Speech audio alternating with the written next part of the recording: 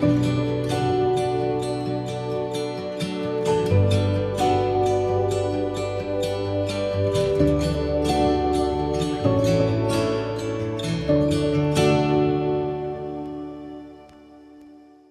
morning, everyone. It's so nice to be here, and I was glad that I can be one of the people to share just a couple of tips from, my THRIVAL Toolkit. And today I wanted to talk about the power of prayer.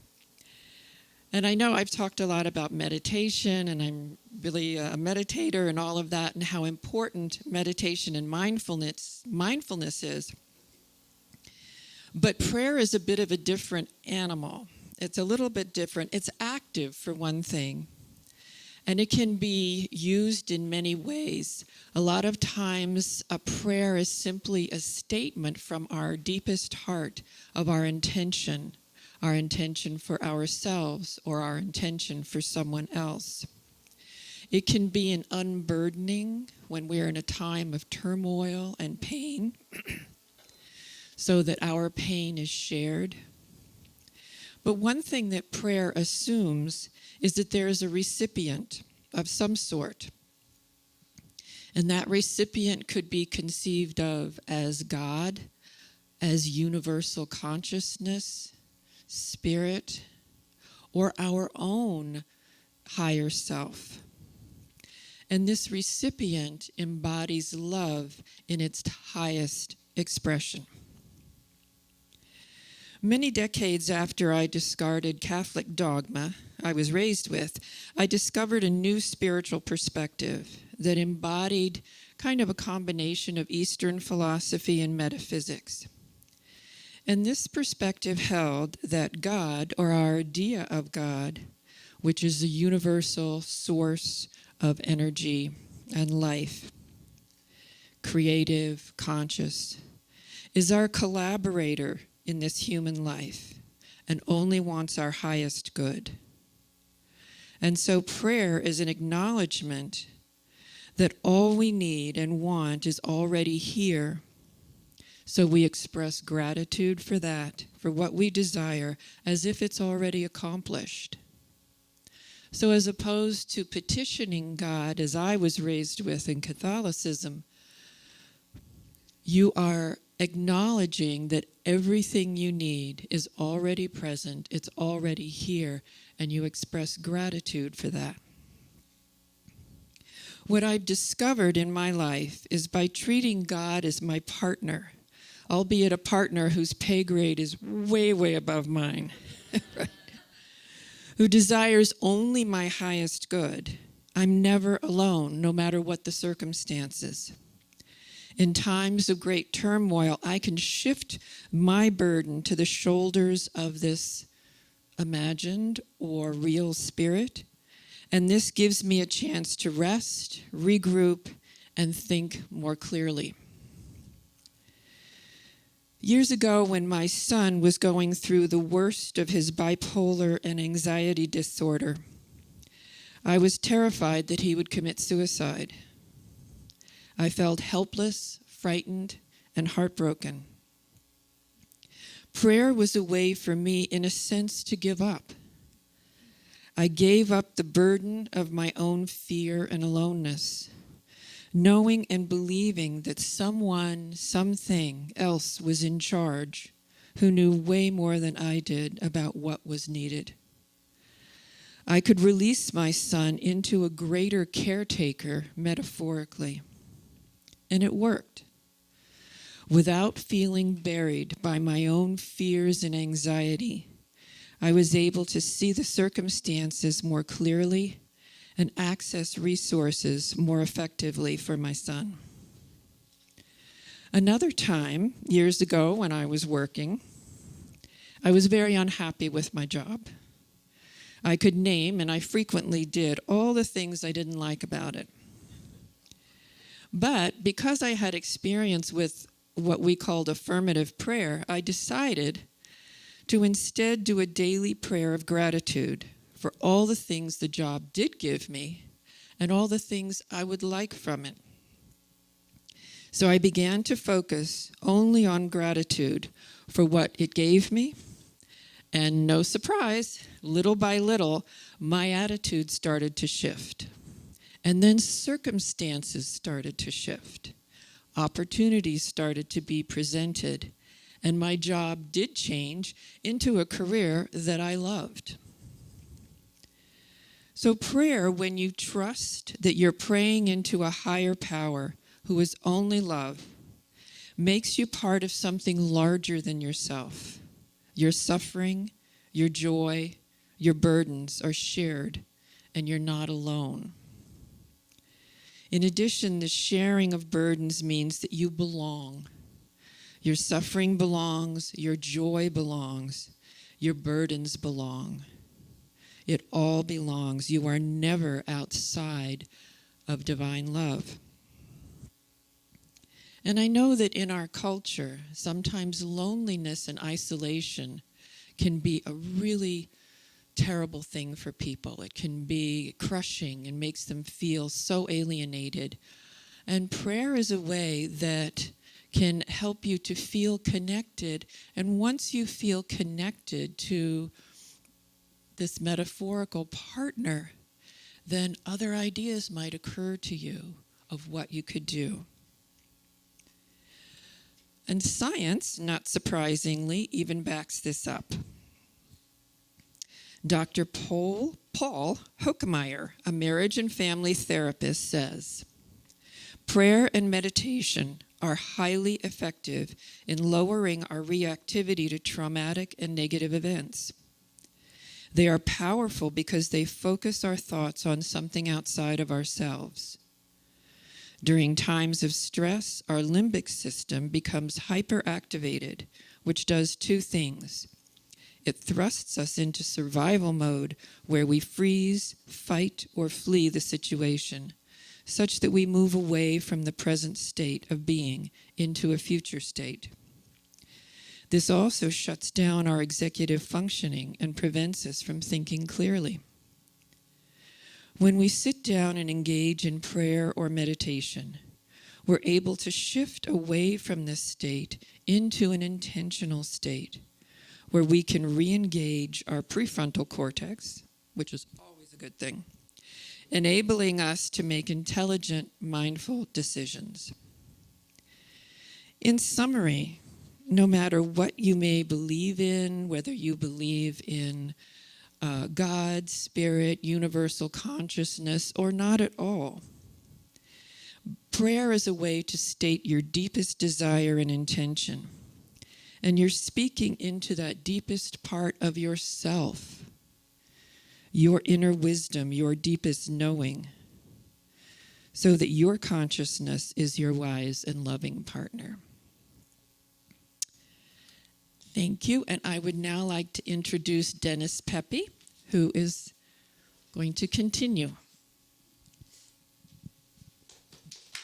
Thank you.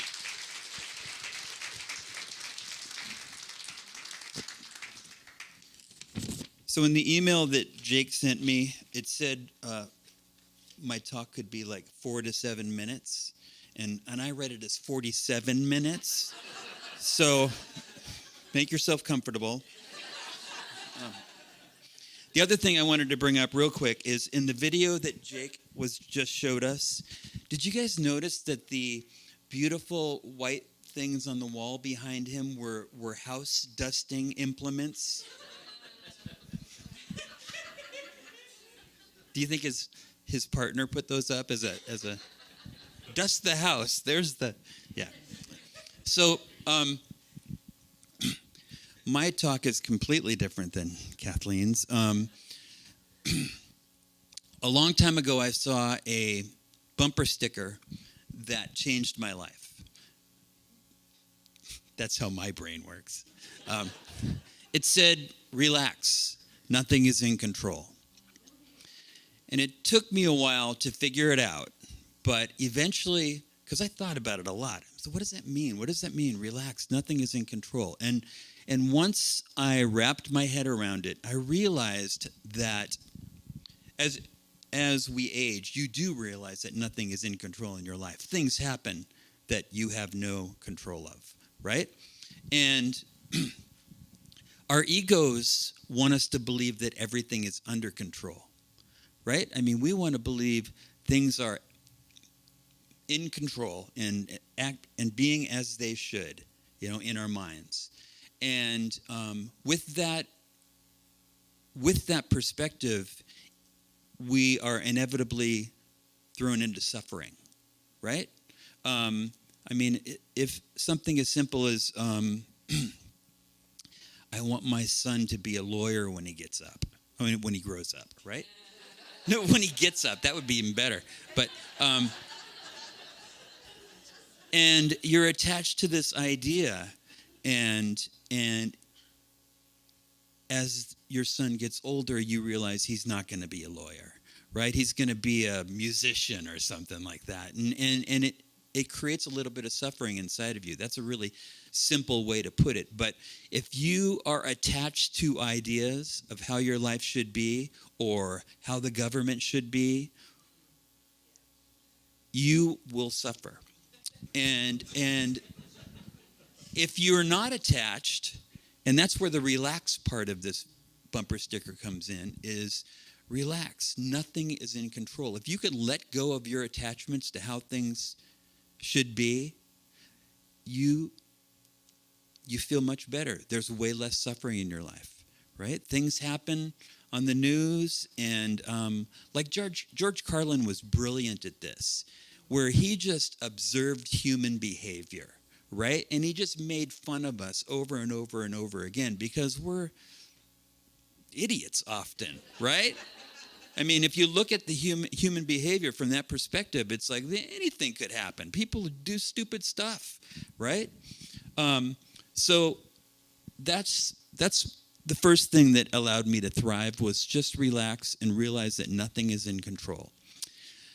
The second thing that changed my life was my daughter, Sophia. Sophia is 17 now. I don't know if some of you may remember years and years ago when she was small, she used to come up here and dance before the service started. Now she's 17, and she slams the door a lot and listens to really loud music in her room. But ever since she could talk, she did this one thing. Kids with Down syndrome are super in touch with other people's emotions. They are emotional beings, right? If there's a kid crying in the grocery store a couple aisles over, Sophia can't really concentrate. She needs to know what's happening, right? So every once in a while, and this still happens to this day, when I'm mad or any kind of emotion, but usually it's anger, Sophia says, "Dad, how do you feel?" And I have to be mindful. I have to say, "Sophia, I'm mad, right? I told you we were supposed to leave 10 minutes ago and you don't even have your shoes on yet. We're going to be late again," right?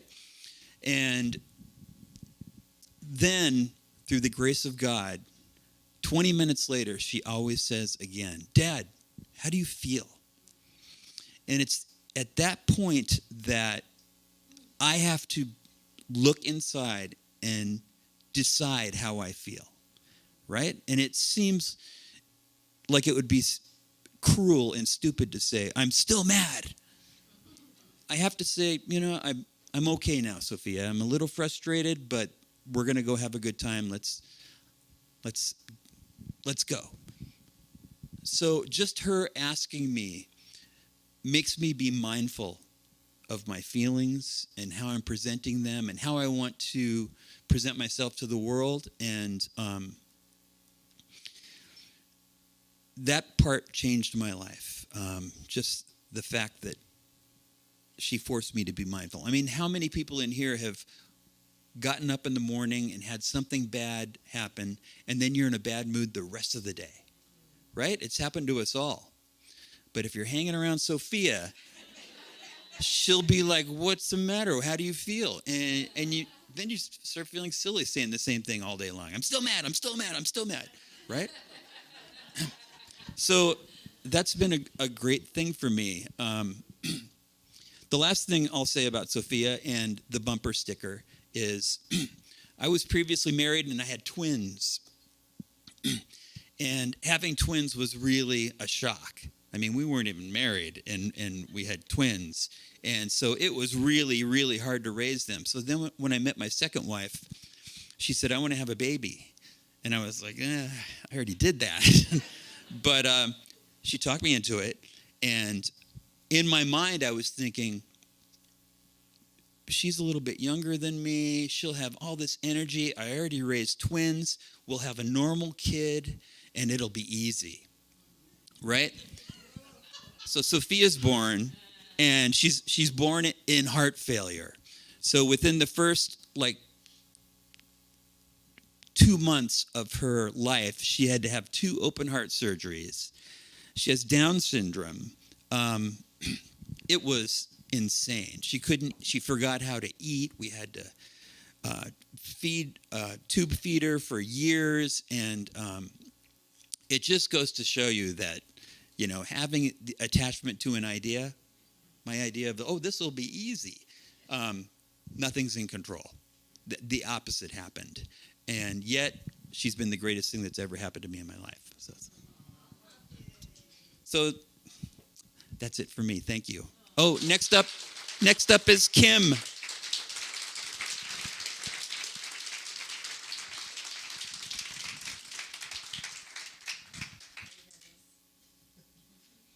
Oh. No. Thank you, sir. So you reminded me of a bumper sticker I saw that said, "Volunteer, the world is run by those who show up." And I always thought that was pretty poignant. So I'm going to talk too about my spiritual journey, which I think for me it's never been linear. It bounces around. There are times I've felt closer to God, closer to nature, closer to the universe, closer to myself and others, and then times I haven't. When I was growing up, my parents had been through a terrible church split before they got married, and so we never went to church. And they said, God is everywhere. God is in nature. God is in the flowers. God is in everything. Just look and you'll experience and sense God and spirituality. And I was lucky to have lived and grown up in a little town south of Yosemite. It was called Coarse Gold. And we had 10 acres there. My brother and I, we would run and play, and we had deer on our property at times. We had a tree house. We went fishing. We went hiking. We saw gorgeous mountains. Even from our house, we were on the top of a hill, and beautiful mountains and sunsets. But I was obsessed with wildflowers, and I would pick them all the time, and I even did a book report on them, and I remember some of them. We had California poppies, baby blue eyes, and shooting stars, and, so I just had an obsession with wildflowers.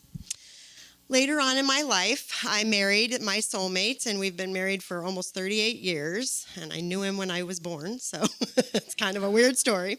We had 2 incredible children, and they are now 31 and 29. And we raised them with me staying at home, being a stay-at-home mom, until I felt like they were at a time where I could go back to school and finish my degree. He worked. And so I watched my neighbor's 2 kids. So at one time I had 4 in car seats, and it was fun and it was challenging. The things that I remember the most is just their eyes full of wonder and all the joy they had and playing and giggles, so much fun. We started coming to church at Aldea, which was then known as Community Church of the Foothills. My daughter was 2, so that was 27 years ago. And being a stay-at-home mom, was very rewarding, but it also was the hardest job I've ever had. And there were times, that it was incredible raising these beings into teenagers and then into adults, incredible and fantastic and fabulous memories and experiences. And then there were also times that were so painful and dark and hard. Everybody that's had kids experiences those things too. Later on, I was actually working as the secretary of Community Church of the Foothills, and one of the staff members was going to run and said, "We're going to run a marathon together." I'm like, "What? I don't even run ever." But they got me they were one of those people that can get anybody to do anything, Corey. And so I ran a half marathon. But when I started running, I just remembered my love of nature and spirituality, being outdoors and everywhere, and seeing that and my connectedness to God and nature. right after that, I started back to school, and I was going to U of A towards my bachelor's degree, and I then was going to get a law degree. I wanted to become an advocate attorney. So yeah, I disappointed people too, I guess, because I didn't. But I studied for the LSAT. That's, a 5-hour test that takes years off your life. And then back then, probably not now, but you had to wait for the results a month. It was like 5 weeks, and it just was torture. And the section I normally got 90% on and would be a shoo-in to U of A, because I already had a 4.0 and I had 2 letters of recommendation from very influential people at U of A. So I was like, all I got to do is get like a 70. Nope, I didn't get a 70. I got less, and I was devastated. And I was, had to rethink everything and go, is this really what I wanted to do? Or maybe I need a backup plan, because if I really spend all this time prepping and psyching myself up and take the test again and I don't do it, I don't even know what, So I looked into backup plans, and all of a sudden social work just kept bubbling up to the surface. And I was like, well, I wanted to be an advocate attorney. Maybe that's really a social worker with a law degree. So, I changed my mind. It's been the path, and it was exactly the right move for me. And something looking back that I've always envisioned, because I'm a visual person, is that I was riding my bicycle as fast as I could towards the end of the road, never looking at anything on the sides, and just pedaling towards that law degree. And I hit a speed bump or a pothole or whatever, lost my balance, and just fell off into the side. And there was flowers that were social work. And so I've always kind of envisioned that, And so the past 15 years of my life have been pretty busy. I got my master's in social work. I started working in hospice. I have been working in dialysis for almost 11 years. I lost both of my parents within a 2.5-year span of each other. My mom was only 1 month after COVID started. It wasn't COVID that ended her life, though, but it was really scary because I was in healthcare. So I was one of those few that had to have that letter to drive to work at 5 in the morning and still do my job, and a lot of people were at home. So I was scared. I was isolated. In my house, we have a nice big house, but my daughter and my granddaughter my daughter was going through a divorce, so they had moved in with us, and she was 2.5. So I was so afraid that I'd either get it from my family and give it to my patients, or get it from my patients and give it to my family, that at home I isolated myself. I had my own bedroom, my own bathroom, and my own room with a TV in it and an exercise bike. And anywhere else I went in the house, I wore a mask. It was just a really dark, hard time. I knew that my granddaughter was compromised by her age. My daughter had asthma. My husband, even though he was healthy, healthy people were dying. I, in total, lost 50 of my patients to COVID, over 2 years. But in that time, it was painful. It was really dark, and I was grieving, and I was sad, and I was scared. At Aldea, we didn't have in-person meetings, out of safety, out of caution. But we did have it on Zoom, so I was on Zoom, and I felt, a lot of help from that. After things started getting more normal, about 1.5 years ago, Kevin and Sylvia, Kevin was the pastor here for years, and Sylvia, my bestie, we went on a trip to Banff, Canada, and we rented e-bikes, and it was very fun. And then when we got home, we said, yes, we're buying e-bikes. So we bought them about 1 year ago. And this spring, I have been riding my bike like crazy and picking wildflowers, making the most beautiful bouquets. I didn't know I could become a florist, so that's been really wonderful. And my daughter is engaged to an incredible man, and they're expecting a baby in July. And my granddaughter is now 6, and she's the light in my life. And then he has a almost 3-year-old son, Jack. And so when they come over and we get together, there's just so much joy and wonder and giggles, and all of that. My son is doing everything he always wanted to do. He is in the military. He is flying F-16s, and he is married to a beautiful woman. He's right now deployed to Saudi Arabia, so I'm a little, choked up, but he is doing what he has always wanted to do. And how many people get to fill their dream, And my husband retired from a career he had for many years, and he's in a second career that he's really enjoying, and we're having a lot of good times together as, empty nesters. So Aldea, we've come through a lot of bumps and things, and we're starting to thrive. And so this community is a place I've loved for almost 30 years is starting to thrive too. So there will be pain, there will be times of darkness, but look for the beauty, the joy, the wonder, the giggles, and the wildflowers, because they are everywhere. So I want to thank you. And I want to welcome Bill McCreary. Thank you, Kim.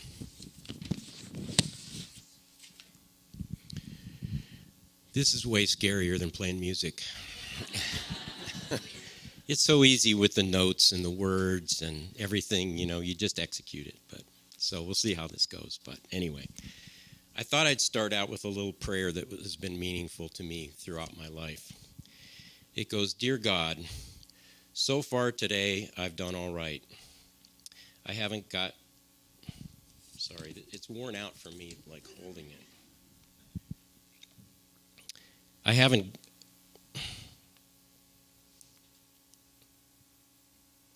gossiped. I haven't lost my temper. I haven't been greedy, nasty, or overindulgent, and I'm very thankful for that. But in a few minutes, God, I'm going to get out of bed.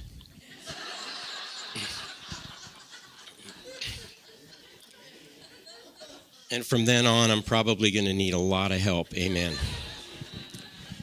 So I shared that because of two things regarding thriving. One is that my favorite one of these Sundays has been the one about humor and how if we can't laugh at ourselves and we can't laugh at our mistakes and our failures, then we're really in trouble. And the other thing is that, along the way, as we attempt to thrive and do our thing, perfection is not something that we need to achieve to get there. Perfection usually holds us back, and we're human and we'll have those mistakes and everything. And so I think it's important to recognize that that's not what thriving is about, is lack of perfection.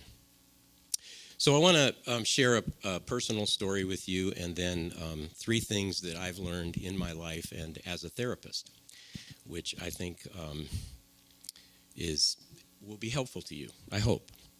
So when I was growing up and in my teen years, I had this vision that when I got to be 32, that would be the peak of my life. I would still be young, but I'd have a degree and a career and a really good job, and I'd be making money. And I just always thought that, like in my late teens and in my 20s. And so I set out to achieve that. And I went to college and I got a degree in business. I got a job.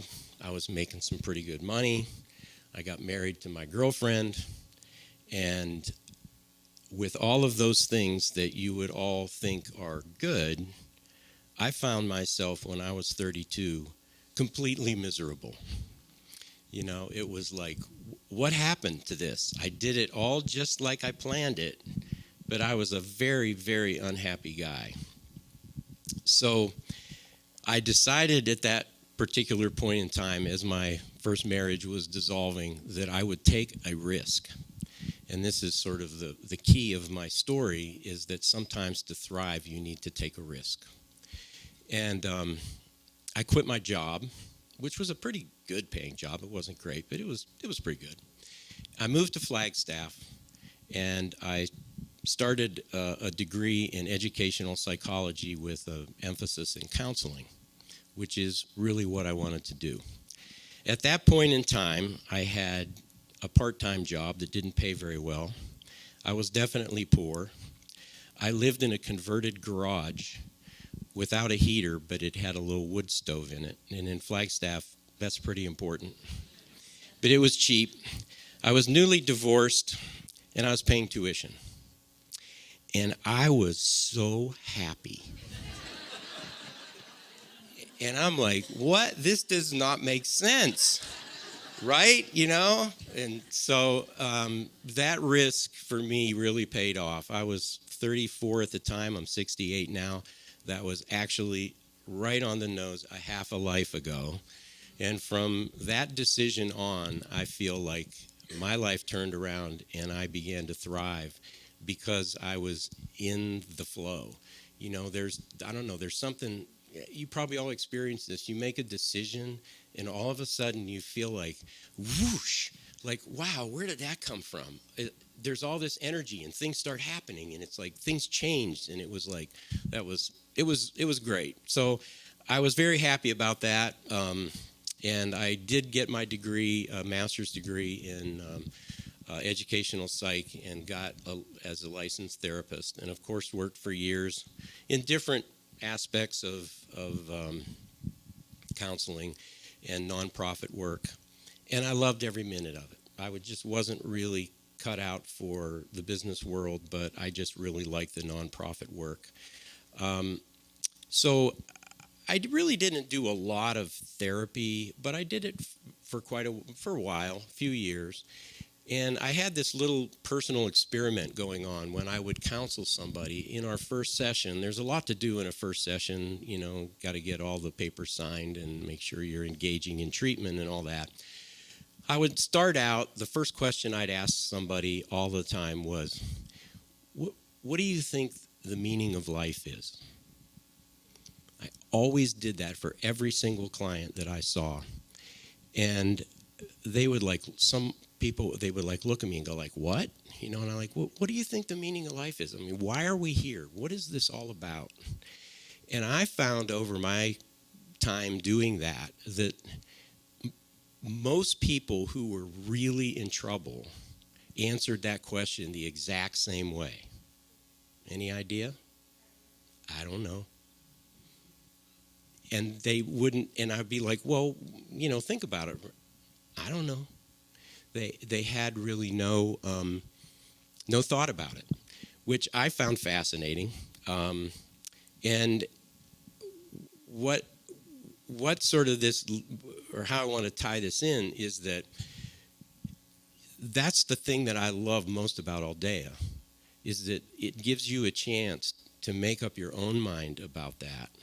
And if we're always trying to make up our mind about that, we're always involved in, I think, something that's really an important thing, checking in on ourselves to say, you know, what is the main goal here? What is the purpose and the meaning of this life? And so I sort of see that as active spirituality rather than passive spirituality, and that's why I love Aldea so much.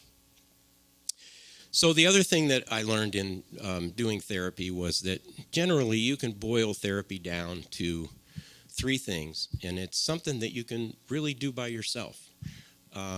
There's a lot of techniques, and there's a lot of side streets and everything to this 1, 2, 3 thing, but therapy is basically 3 things. First, accept your feelings.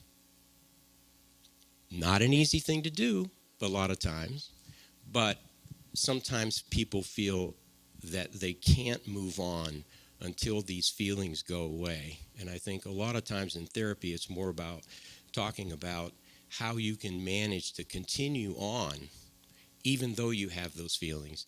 Yes, I'm mad. Yes, I'm depressed. Yes, I'm grieving. But I can still do something. I can still make up my mind and move on while I have those feelings. Second is know your purpose. And once you're sort of past the feeling part of it, you begin to zero in on what the person's purpose is at that particular point in time, and having some kind of a foundation of what is the meaning of life is helpful to develop that. So accept your feelings, know your purpose, and then the hardest one of all is do what needs doing. And oftentimes people will go through therapy and stop and go like, well, okay, so what I need to do is divorce my spouse. Well, you know what? I'm not doing that for this reason, and that reason. And so they make their adjustments. And other times people do make those really tough decisions and take risks and things like that. And it can and does change their life. So when I'm stuck sometimes and I'm feeling like, well, something's really bothering me, even if it's just like a little thing, I get this text message from a friend about, well, I'm like, no, I don't want to do that. Oh, that doesn't work for me. And it's like, okay, accept my feelings. What's my purpose? Am I going to do it, or am I going to let it go?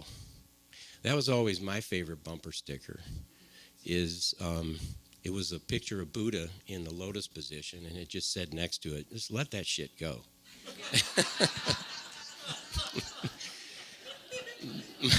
My wife and I often quote that to each other at times when we do need to do that. So that's my little gig about therapy. Hopefully that's helpful for you. So don't forget the three magic things. Accept those feelings, zero in on your purpose, and then go for it. After I graduated, psychology up to a certain point in time in the 1960s or so, 70s, was just all about fixing people who were broken. And there came about later on in late 70s, 80s, people in the psychology field started to focus on what they call positive psychology, which was helping people to thrive, basically. That's not the words they used, but it sure fits. And there was a lot of research done, and one of my favorite research things that have been going on for years now, and they refined it quite a bit, I'd like to share with you, and that's the research about happiness. And there is a formula for it based upon all the empirical studies and evidence that they can find. And it comes down to a thing that they call PERMA, P-E-R-M-A. The P stands for positive emotions and pleasure. So if you want to be happy, what do? Say, well, what I like to do today, I want to be happy. I'm going to go out and buy myself some new clothes. I'm going to go to my favorite restaurant. Well, that's great, and that will probably make you happy today. And then what about tomorrow? Because positive emotions you can bring up, but they only last so long. There's nothing wrong with them. It's not like you should avoid them. Everybody wants positive emotions, but it doesn't really last long. It habituates rapidly, as they say, once it becomes a habit. Like you can go to your favorite restaurant 5 days in a row, and then you're like, I just want to have a pizza tonight. It just doesn't work out anymore, And that particular part too, and we've talked a lot about mindfulness, positive emotions can be enhanced by mindfulness. So when you're in that restaurant, you're not distracted, you're really like into it, and you're enjoying the meal, and you're mindful about this experience you're having and how much you enjoy it. Second is engagement. And a better way to put engagement is flow. They talk about how we do things where we really, really, really love it, and we get so involved in it that we can't, what's the word I'm looking for? Like time stops. That's why I am. If I go in my room and I start playing guitar, and I can play guitar and do songs, and then all of a sudden I'm like, oh my gosh, I've been in here an hour and a half or 2 hours. You just get so into it. That makes people happy. No matter what it is. Golf is like that for me too. If I'm on the golf course, I'm not thinking about anything else. I'm just into playing golf. And people are that way with like chess and things like that, And so those are great things to develop and enjoy and put yourself in that flow. The next one, of course, is good relationships. If you develop good relationships, we've all been in flow with our friends and being with people that we really love. So positive emotions, engagement, good relationship, and then one called meaningful life, and that is when you are, your signature strengths, and you apply those strengths to something larger than yourself. Those activities and memories are very, very long lasting and really contribute a lot to people's happiness.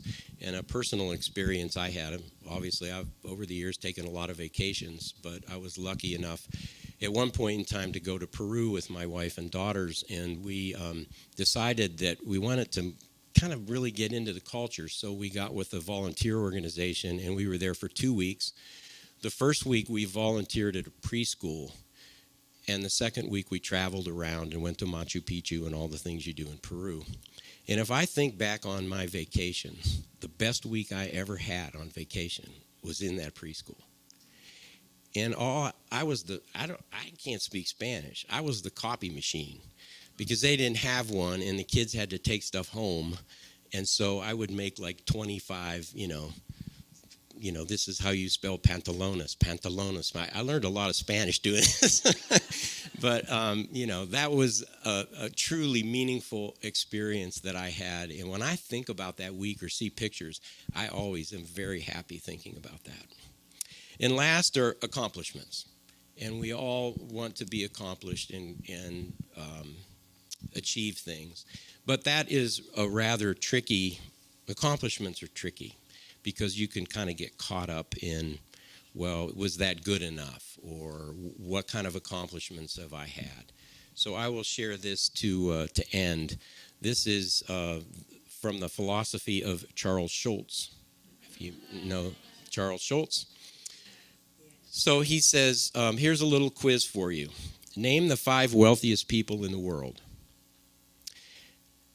Name 3 people who have won the Nobel Peace Prize. Name the last 3 Academy Award-winning Best Actor and Actress. Name the last 3 most valuable players in the World Series. Now, those are people who have really accomplished some amazing things. But how much do we really remember that? So try the test again. List a few teachers who aided your journey through school. Name 3 friends who've helped you through a difficult time.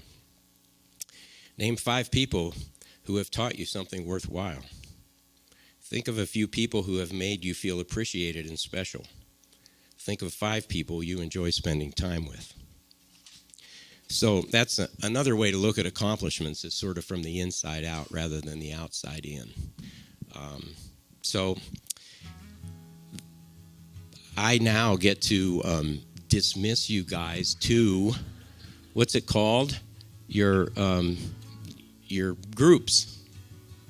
So we do this, if you're new, we do this thing at Aldea after the talk where if you want, you're cool to leave. You don't have to stay for this. We encourage you to spin your chairs around, find a small group, and for 10 minutes, share some of your tools for thriving that haven't been covered in the series. So enjoy your groups and have a wonderful week.